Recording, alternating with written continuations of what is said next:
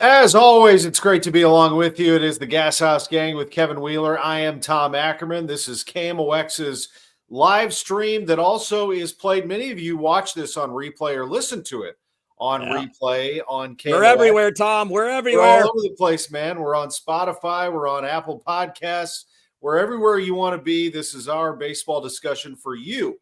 We did this for you because we know a lot of people, throughout the day need a place where they can have lunch and get some baseball talk. And the audience certainly is picking up. And I anticipate we're going to have a good one today because you can see, perhaps, wherever you're watching this, the name of this episode 31, I can't believe we're already at 31 episodes, is the Goold Standard.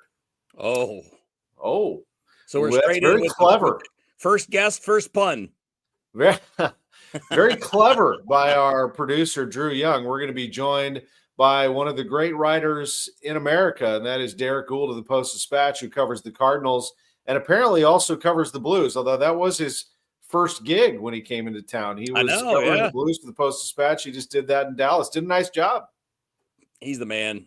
He is. Pretty much does he was everything down at the winter meetings, and Kevin and I have been talking baseball quite a bit. Let me, before Derrick comes on, tell you real quick that last night the Jack Buck Awards went down very well on KMOX. We had some great honorees and just a lot of star power in that room with Eli Drinkwitz, Brady Cook, Jeremy Macklin, Ken Hitchcock, Chris Zimmerman as the honorees, Doug Armstrong and Laird Veach and Howard Richards and Jim Woodcock were the presenters. Lutz Pfannenstiel was interviewed out in the crowd. I went out and talked to Josh Schertz and Mike Jones and Blues coach Jim Montgomery. Jones, of course, celebrating the 25 years of celebration since he made the tackle, the greatest tackle in NFL history. So it was a really fun night, a great celebration. And the reason I'm bringing that up is it is banquet season, and there's a big one coming up the weekend of the Cardinals winter warm-up. The baseball writers' dinner will be taking place in that very room, the Missouri Athletic Club, the Missouri Room downtown.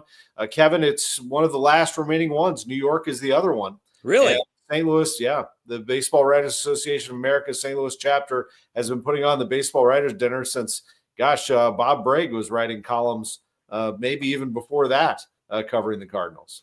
That's crazy that those are the only two. I'm a little surprised at that, to be honest with you.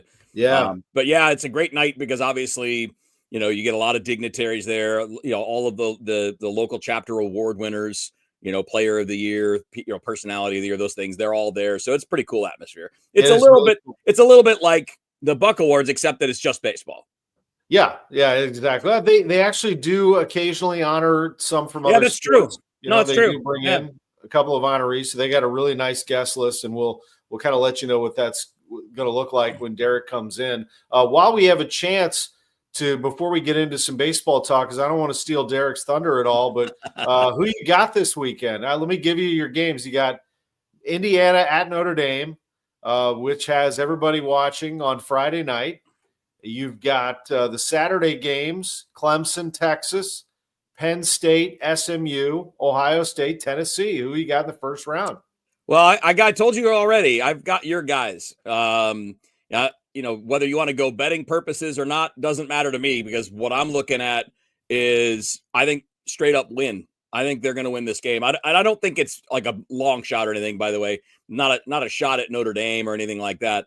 I like what your guys have done all year. I like how they play a tight game. I like how they just don't do things that beat themselves. And again, not that Notre Dame does.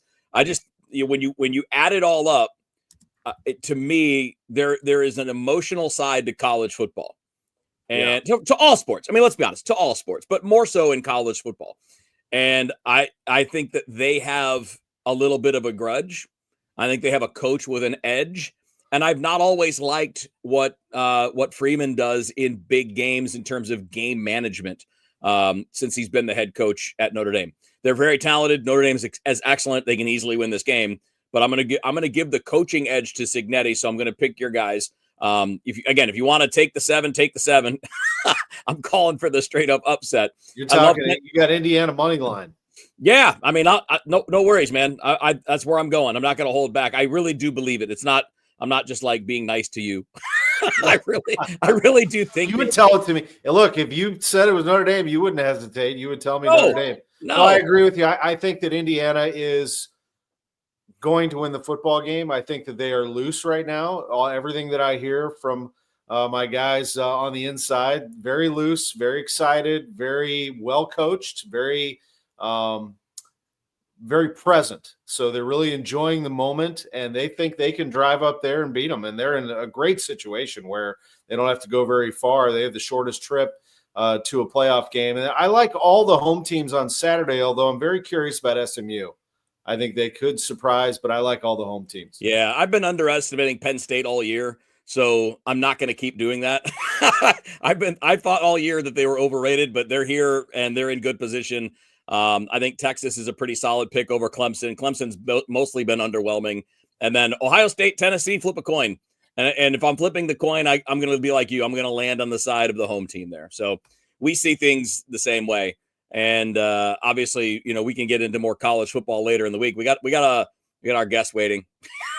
Our buddy Derrick Goold is jumping on to talk a little ball with us. What's up, Derrick? Not much, guys. How are you? Hopefully you can hear me. All right. Yeah. Everything sounds great. Great. There he is, Derrick Goold, beat writer, Post-Dispatch. You know him well. Has covered the Cardinals for a long, long time. And I mentioned before you came on, before that, you were covering the Blues. We saw you. It's like riding a bike. You just picked it right back up. I don't know if that's the case. Covering events is a lot different, especially covering Blues events, a lot different than when I was doing it, which was, pre-Twitter, just the churn of the website. So what Matthew DeFranks does on a daily basis, like it's just a different kind of thing. Like baseball, you go to the ballpark and you're there till you're done. Hockey, right. You go to the rink in the morning and then you leave. And then you leave, and you might not be done. And they might make a trade, and then you might have to do a bunch of stuff. And then you go back to the rink, and then you're definitely not done. So it was good. I enjoyed it. Saw a heck of a game by Jordan Binnington, and not a heck of a game by the Blues overall.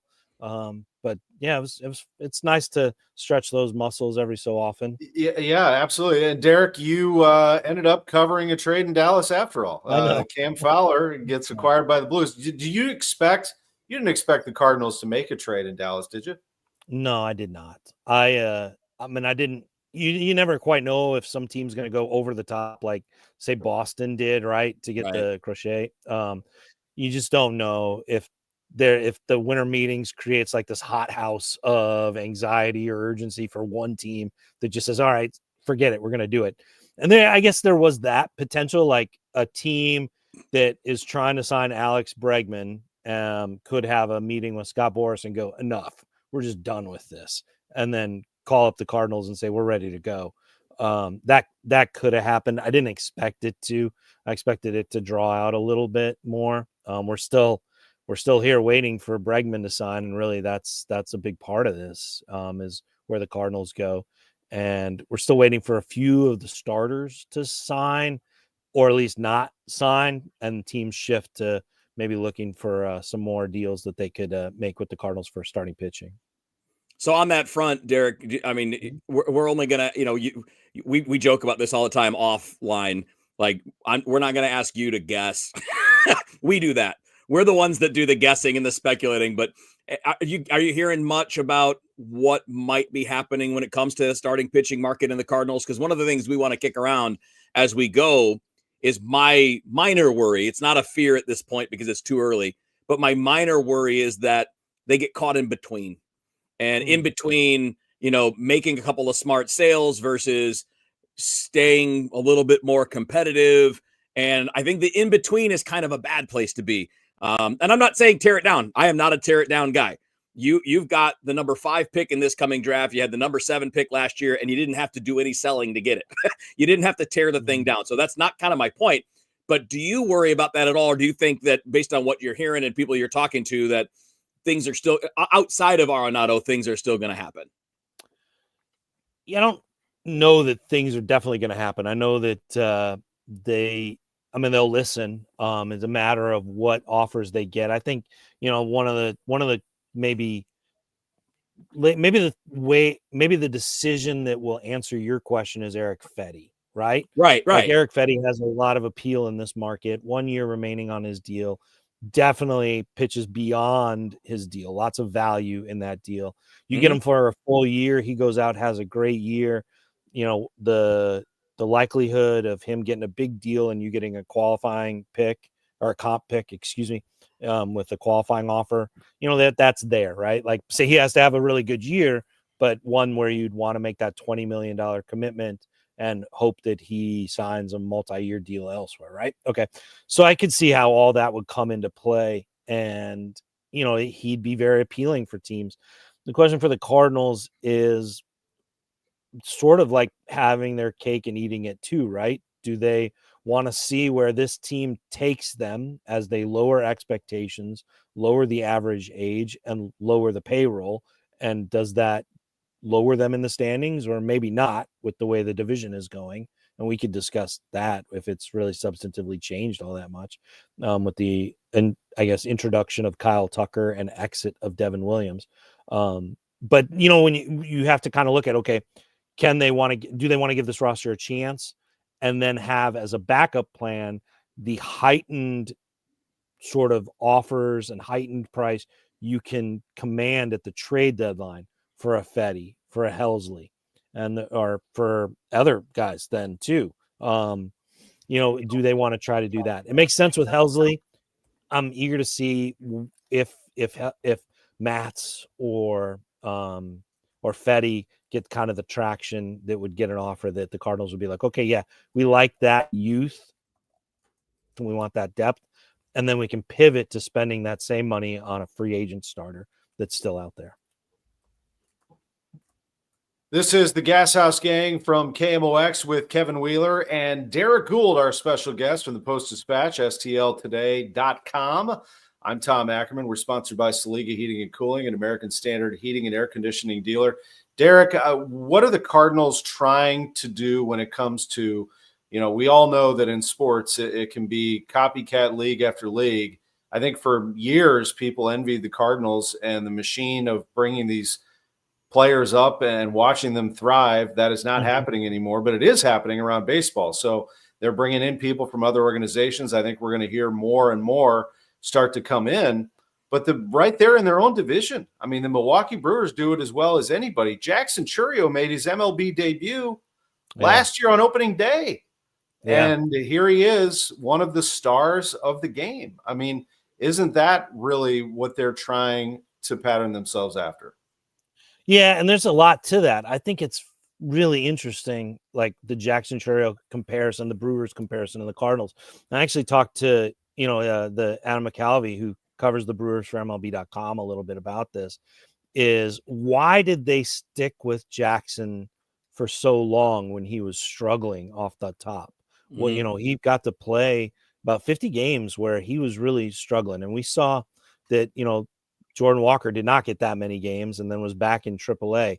But the Brewers hung with him and then benefited from a tremendous second half surge, just like really, one that put him in the conversation or at least the voting for the Rookie of the Year. And, Mason Wynn had kind of the more consistent year overall when you look at his rookie year. But Jackson Chourio forced his way into the conversation with that kind of second half, second 2/3.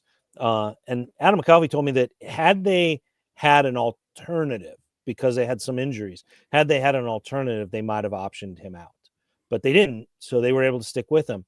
That's fortunate, I guess. You don't ever want to say an injury is fortunate, but that's fortunate for them because they got to stick with Jackson. They got to give him the playing time. They got to see what came with it, but it's also illustrative of what the Cardinals have not done, really. They did it with Nolan Gorman, but you haven't seen too many players come up here, struggle over a long stretch, and still get in the lineup.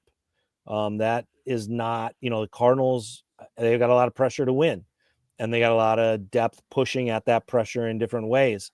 But they haven't had a whole lot of performance make the decisions for them. So it's twofold. Cardinals haven't had a whole lot of patience. They also haven't had a whole lot of performance to force the decision for them. So it's created this catch-22.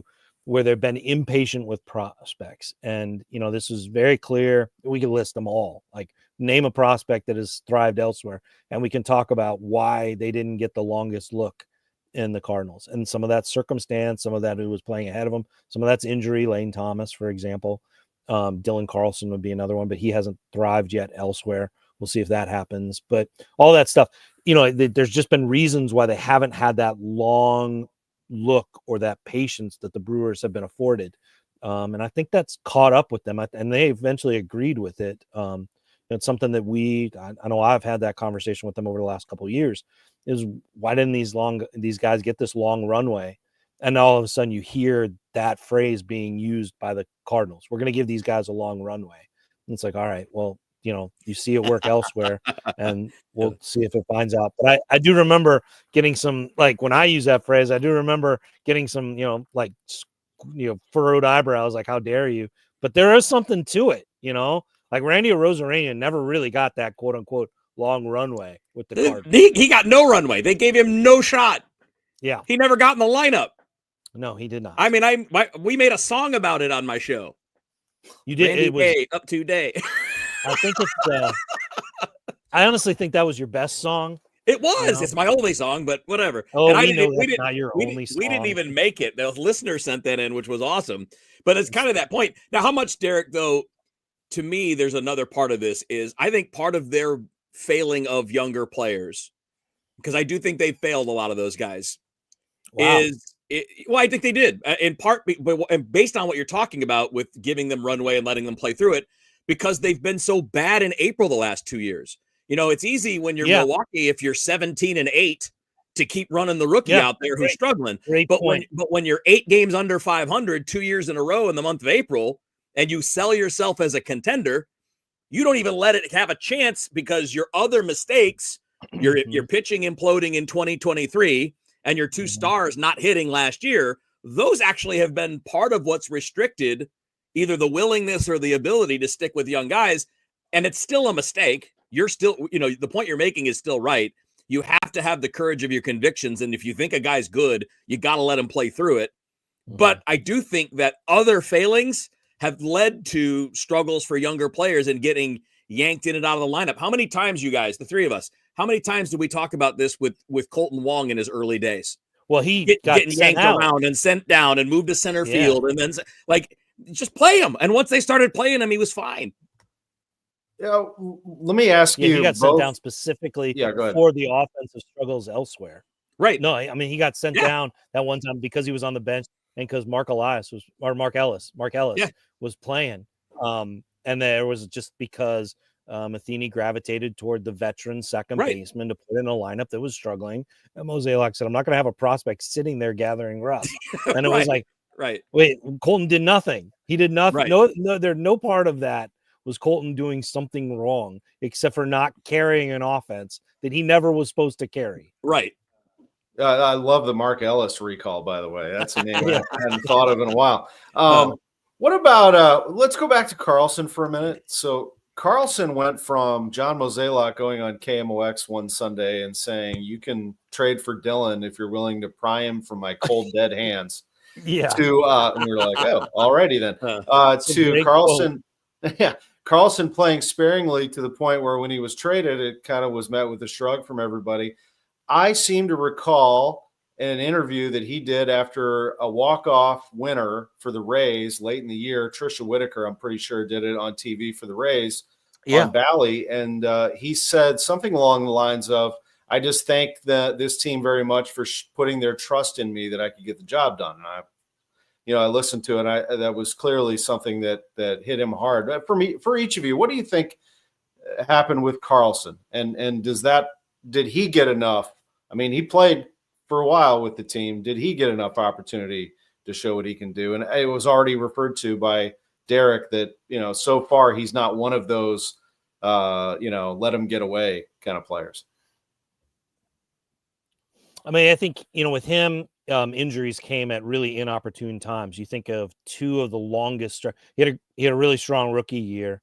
But when you think of like the times when he was a starter and was going to get either a long run as a number 2 hitter or a long run in center field, then injuries happened. The collision with Jordan Walker could not have come at a worse time. Dylan had found his groove, had started playing strong and assertive. The avenue was wide open for him to be their everyday center fielder. He had really taken that job because of injuries and all that stuff. And that injury just derailed it all. And then he came back quickly, came back when he was still hurt, where the shoulder was still not strong. And you're looking at a guy who was trying to find the power to begin with in his swing, trying to find that balance too as a switch hitter, and it just wasn't there. I mean, he wasn't hitting with authority. Some of that was physical, and when you aren't able to do that physically, then you aren't able to make the improvements that you had to do to unlock the power too. So it was like a cascade effect on him toward the end. I think this is a really interesting thing, guys, for us. I'd like to get your guys' thoughts on this. And it comes to mind. Can I pause for a second? Yeah. Carlson had a breakout year in 2019 when the ball was juice. I assume you mean in the minors, because his rookie year was 2021. He didn't make it to the big leagues till 2020 for a cup of coffee. So no, I meant no. We have a comment. You can see at the bottom of the screen when he had his breakout year. And again, he may be referring to the minor leagues. I got you. Yeah, we get comments. Yeah, we throw them in there every once in a while. Sorry, I was like, did I say a sentence I didn't think I said? No. What? Oh, what? No. We had one time a guy named Tom made a comment, and I think it was Kevin was like, "Sorry, Tom, but I disagree with that." And I was like, just so people know on radio, yeah, he's not referring to me. I don't okay, all right. No, that's good. But I'll say this: I'm going to throw that back up there. Let's give Steve the benefit of the doubt. Let's say that Steve means the minor league season, because there have been a couple of years where the ball was a little hot in the minor leagues too. At least it seemed that way. But what it was they were using the major league ball in AAA. So if that's what you're referring to, Steve, let's work off that. So I'll assume that's what you mean. I think that might raise an interesting point, because I look back, Dylan Carlson has always been, I mean, we're now talking about 1,700 plus plate appearances, has always had well below average exit velos. He has always had that from the time he broke into he has never had a year where he was above average on exit velos.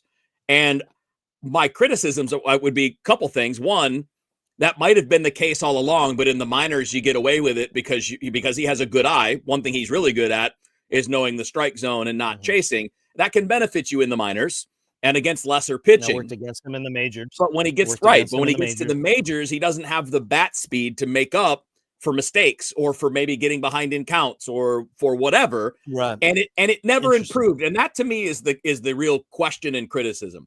This guy's a first round pick. He's obviously a talented athlete. This is on both the player and the team. Why did his exit velo never change? Why was it always that?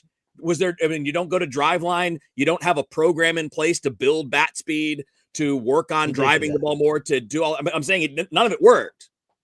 Right. Because it was the same at the end as it was at the beginning.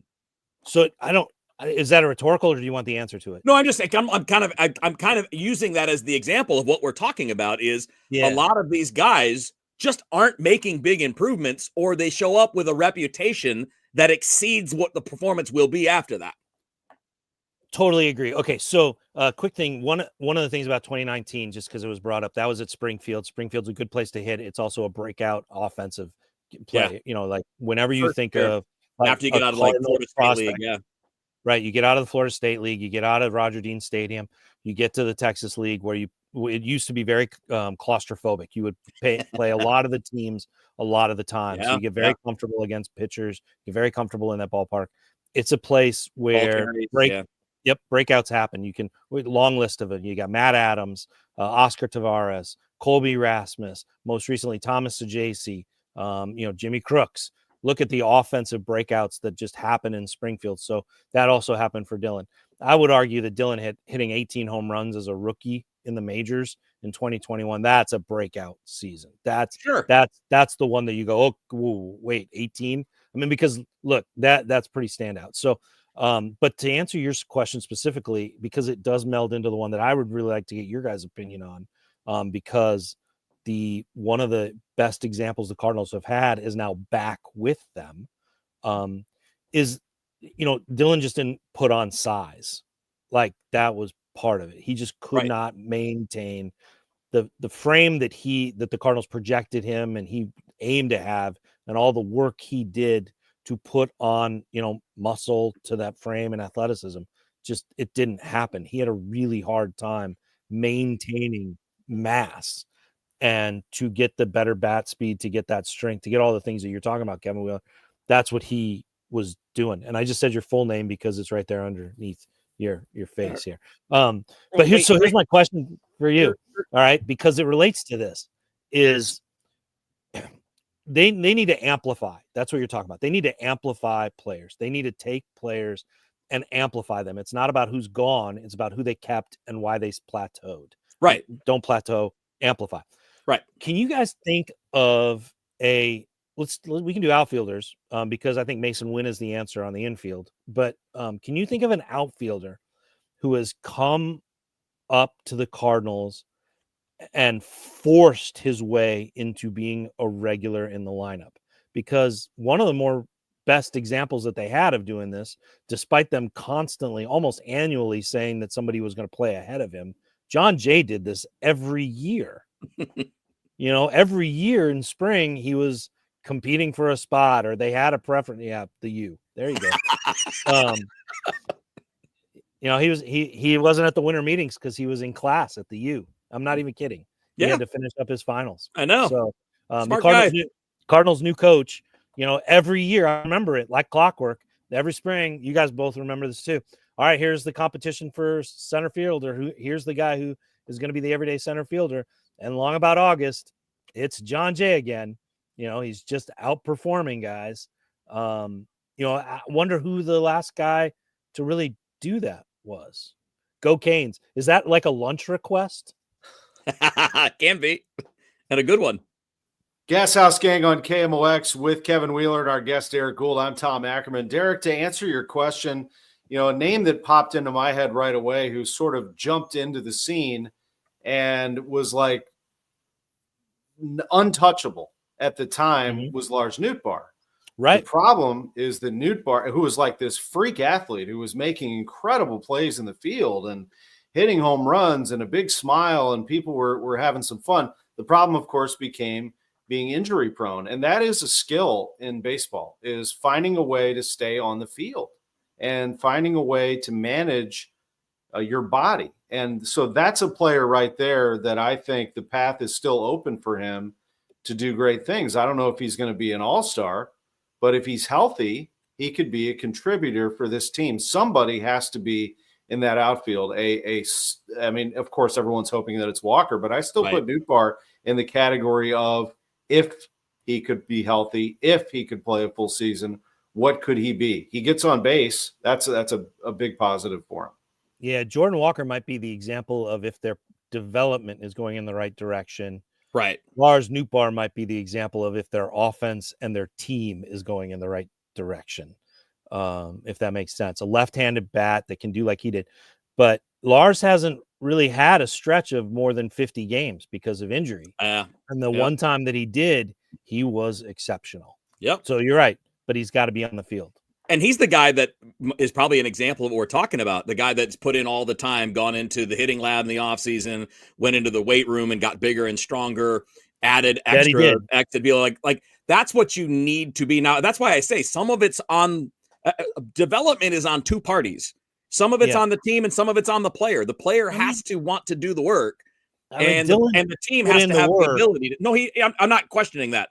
I'm just saying that it's a combination of things. And you nailed a good point. Some of it is just genetics. I mean, staying healthy is not somebody's fault. You're built a certain way, right? A good example of this would have been a guy like Rocco Baldelli as a player. Rocco Baldelli was a freak. He was a great player. He was strong. He could throw, but he actually had like a genetic condition that led to injuries, and he had to retire because of it. Yeah. And I'm not saying that these are all the same, but the point is there's a spectrum. Some people have the genetics to play 162 games and they're fine and they can get big and strong. And some people have a hard time adding weight, and some people have a hard time staying healthy. And it's not necessarily a fault. It can be, but usually it's not. And that's kind of the nature of it. But then our question then becomes the one that you're kind of getting to when we're talking about a team is, why do these things keep happening?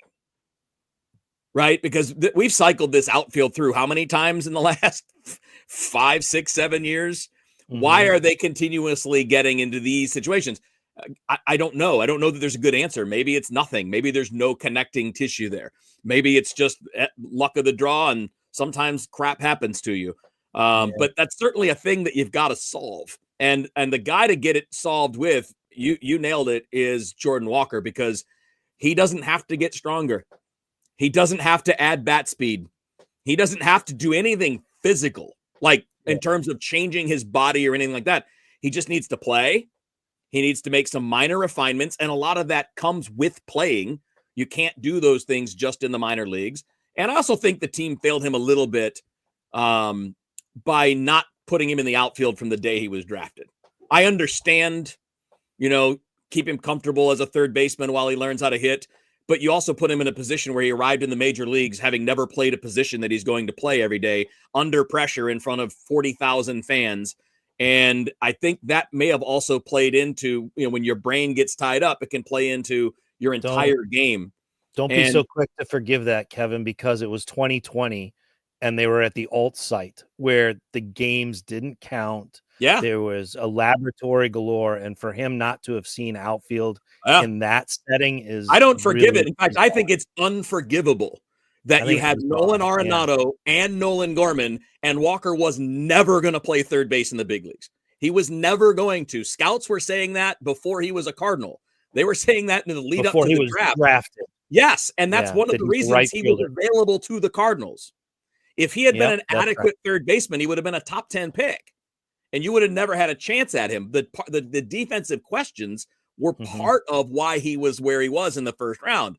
And we all knew that, and why the team didn't just get started on that. I think Derrick is unforgivable, and it's not the only reason, right? The player can recover, and I think he will. I'm a huge fan of Jordan Walker, but you put too much on by trying to baby him in the beginning. You actually put him in a backwards position when he got to the big leagues. I mean, it's just, you could compare and contrast just how odd it was that Mason Wynn pitched at the alt camp and played shortstop. Right. And Jordan Walker played third and did not see the outfield. Just even as like, hey, man, just get comfortable. The Gashouse Gang on KMOX with Kevin Wheeler and our special guest, Derrick Goold. I'm Tom Ackerman. Let's close our final 5 minutes or so by discussing Arenado and everything that kind of follows that. So there was a question up there. Well, Daddy Padre just got his answer. I don't believe that's Mike Schilt, Daddy Padre, but he could be disguising himself. The Blues goalie. Hey, he likes ball talk, right? Yeah. Gorman at third. Yeah. I mean, that's your answer. Walker in right field. But Arenado, it's not if he gets dealt, it's pretty much when. So I still think there's like a little. What do you? I was going to ask you. What do you think about that? Is there a chance? That was exactly what I was going to ask you. Is there a chance that it all comes back and he says, "Hey, you know what? I'm gonna stay." Yeah, I mean, he has all the power, and his agent said he didn't want a lateral move. Now the question is, what's a lateral move, right? Lateral move is it in the standings or is it in the circumstance? Like a great litmus test for that is Boston, right? Boston is putting in a lot of money, they're trading everything like that. But that's also a very rigorous division. So where is the better avenue to the playoffs currently? Is it Boston's route through the American League East? Or is it, as we stand, the Cardinals with their current roster going in the Central? I think it's really fascinating because like Arenado's choice will directly influence that answer. But that's something they'll have to weigh in. I've asked all the parties involved here, with the exception of the teams that are interested. I haven't asked them, but I've asked all the parties involved with the Cardinals, Arenado, his group, and everything. Like, is this over? Like, is this just like, is this just moving on? And they've all been very clear that he's not requested a trade. Even the Cardinals have said that. Right. He's not demanded a trade. He's merely open to a trade to get closer to a championship. He wants that. But he also likes elements, and you hear this echoed in Sonny Gray too. They like elements of what they have with the Cardinals, whether that's what they've found as far as a home or a clubhouse or relationship with players or a manager or all that stuff, or the history of the place. I think, they're actively looking and they're being public about looking for a trade. Usually, Tom, that leads to a trade, right? The last time we saw it was with Tyler O'Neill. Maybe we saw it, a little bit. We knew it was coming with Stephen Piscotty for vastly different reasons.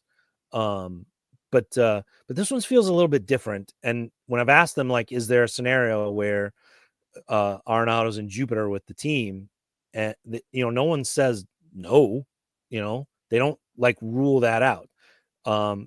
Do they have some conversations that will happen before they get there? Absolutely. And what that looks like.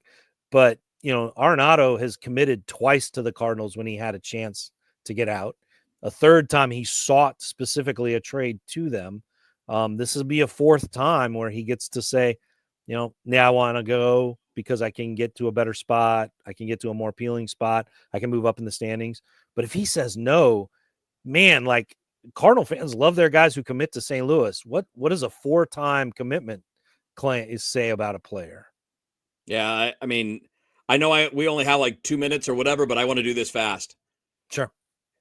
That creates a massive problem if he's there on opening day, because you then do not have playing time for everybody you need to get playing time for. Really? Where's the JC play if 600 at bats at third base are going to him, and Gorman and Donovan and Nootbaar have to share second base, left field, with Burleson at the DH mix, with none of them currently seeming like the team would play them with any regularity in center field. So, like, where are the at bats versus JC? How do you get Nolan Gorman full run? How do you keep Donovan and Nootbaar in the lineup and play their defense preference in center field? You literally cannot do all of it if he's your third baseman. You can if Lars Nootbaar plays center. Well, and I've been advocating that forever, but I keep being told by the team or hear from the team that they don't like that. Yeah, that they don't want to do it. And they, like, if they do that, shoot, they should have done it last year. Well, they tried it last year. I mean, that's last year with him. I mean, I don't know. Yeah. I mean, look, you got to keep him healthy. Yeah. Right? Yeah, I get it. But I mean, there might be something to keeping him healthy in center field. All right. I mean, look, first of all, not unusual for a guy to say, I like to run without running into wall. Yeah. I always find these arguments about you're healthier in left field than center to be just silly, because everybody will make an argument to suit whatever their move is going to be. No, well, that's fair. But I think, like, guys make compelling arguments. Yeah. Like, I think, look, Lance Berkman and Alan Craig had this ongoing discussion about what was healthier. Tom knows this. You guys both know this, right? Yeah. What was healthier, outfield or first base, outfielder or first base. And they both made compelling arguments. And in the end, they both played both positions. They got over. But I thought they had, like, interesting comments. And other guys have talked about that too, that the free range of center field, where you're not running into a wall in foul territory, you're not putting on the brakes, you're not it can, however you feel. This is kind of my point, is everybody makes an argument for whatever they want. Like, well, you'll run a little less and left, so your legs will be better. That's nonsense. I mean, Larry Walker had the best argument. He wanted to play right field because the home dugout was on the first base line. Yeah, that's true. I mean, if you're, Harrison Bader, occasionally you fall on a baseball. I mean, that was how he injured himself there. Right. He landed on a ball. I mean, freak things do happen, but there's something to be said about that center field. I'm going to extend this just a few minutes here. And I think for our radio listeners tonight, when they're listening on replay, we'll probably start this replay at the start of our baseball talk with Derrick anyway. So we can kind of, from a time frame standpoint, I'm sure a few more minutes in. Let's go. Yeah, our fine editors and producers will make this work. We got the best in the business. That's Tom's polite way of saying my answers are too long, Kevin. No. It's not just you, dude. We did great. Last thing is I want to really direct, because we got a lot of people watching and listening to this, and they're all baseball fans, and they love baseball, and that's the reason that they pay attention to the show. I think they should pay attention to the baseball writers dinner. I truly believe this, that when you set foot in there for the first time, you come out of it with a renewed sense of how special baseball is in this time, in this area. Both present and future are celebrated, but also the past. And I think that it's great from that standpoint for all baseball fans, young and old. Derrick, tell us about the Baseball Writers Dinner, which is coming up Martin Luther King Jr. weekend, winter warm-up weekend here in St. Louis. Right, January 19th, Sunday night there in St. Louis, a tradition unlike any other, right? There's just minus the red coats, I guess. The 65th annual Writers Dinner. This year we are pleased to honor Ozzie Smith, who will be there. There'll be 1985 St. Louis Cardinals reunion. Obviously, the date gives that away. We're going to also have some other folks to honor. I'm really thrilled that one of our biggest, we have two really signature, well, three. We have three signature honors, right? The Red Shaney's Medal for lifetime commitment and contribution to baseball. We have the Branch Rickey Award, which is for innovation and contributions to baseball, that has really gone to just an eclectic and really impactful group of people when you think of the years that we've given that award out. And then, of course, the St. Louis Baseball Man of the Year Award, that's going to Ryan Helsley. We have a special guest coming to present him with that award from the Cardinals past, which I'm very excited about. Let's just say that Ryan Helsley may have broken this gentleman's record, but he's coming to give the honor. And then, of course, Ozzie Smith getting the Red Shaney's Medal. Can't think of a better honor. I've really been thinking a lot, and I won't belabor this, but I've really been thinking a lot about all that Ozzie Smith has done as an ambassador for St. Louis, for baseball, and for the Baseball Hall of Fame. Put it like all in context, or even just take a look at some of the baseball activities from the National Baseball Hall. You look at the photos from there. It's like Ozzie's always there. He's just like a tremendous champion of Cooperstown. And by being a tremendous champion of Cooperstown, he's constantly representing St. Louis at those events because he is a St. Louis Cardinal. That's what he shows there. And I think as you think about the place, just like Tom mentioned, that baseball has here, it's deep, deep, deep in the roots. It's in the water table of St. Louis. Baseball just is. But one of the reasons why it continues to be is because you have folks like Ozzie Smith, who's out there at all these major events where a baseball fan can't blink without seeing a Cardinal or Cardinal logo. It's just part of the continuity of greatness that the organization has with its history. And then, of course, the Branch Rickey Award is going to Bob Kendrick from the Negro Leagues Baseball Museum. This has just been what a remarkable for all of us to celebrate the Negro Leagues, to learn about them. Rick Wood, the stats being embraced. There's just a lot to the awareness and enthusiasm and excitement and knowledge that he's brought to this conversation that is so deserving. He's such a great man, and he's brought so many people closer to the game and closer to the history of the game that we should all know through his actions. I think it's great. So yeah, I love the Baseball Writers Dinner is the lineage. The three of us here, Tom, you've been very active with it. Kevin, I know you've been around. Obviously, it's been a big part of my life for 21 years now. But it goes back because, and I'll close it here, Tom, if you let me, is, when I was a student at Mizzou, I got a scholarship from the St. Louis Baseball Writers. And that's what we used the dinner to do. Money for scholarships for the next generation of baseball writers, the next generation of journalists. We also use it to fund a one-of-a-kind internship, which has produced Ben Frederickson, a columnist at the Post-Dispatch. So it's a very worthwhile endeavor for us, not only to maintain the history, because this is the lineage of Bob Bragg and Rick Hummel and the group that has kept the dinner going, but it's also about the future and funding the group, the development, because that's the whole theme of this offseason, of the next generation of writers who are going to keep this going. I think it's important to go, if you can, to celebrate St. Louis baseball and to be around all those luminaries. It is a special, special night, January 19th at the Missouri Athletic Club, the Baseball Writers Dinner, St. Louis bbwaa.com to get tickets. That stands for Baseball Writers Association of America. St. Louis, bbwaa.com. I agree, Eric. Derrick is good. Therefore, we are going to try to get him back for another show. We love having him on the Gashouse Gang. This has been fun. Thank you very much for doing this, Derrick. We really appreciate it. Of course, we read your stuff like crazy, and we appreciate you.